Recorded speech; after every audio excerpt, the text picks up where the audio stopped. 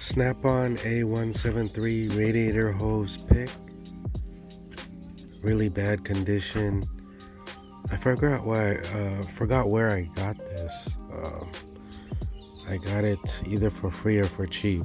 Obviously, no one wants to use a tool in this condition.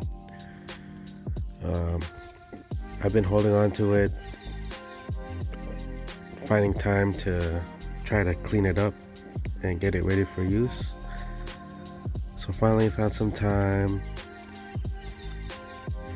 I started out by just scraping all the rust off with a screwdriver. Very tedious, and it turned out the screwdriver wasn't the right tool for this. I found that a chisel, it's actually a wood chisel, but yeah, it works great. Gets not all the rust off, but most of the rust off.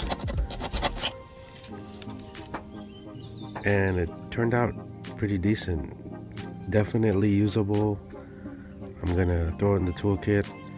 After the scraping, I used oil and a wire brush to clean it up a little bit more. If I get access to a wire wheel, I think I'll be able to get it even a little bit better condition, but for now it's ready to use on those stubborn radiator hoses.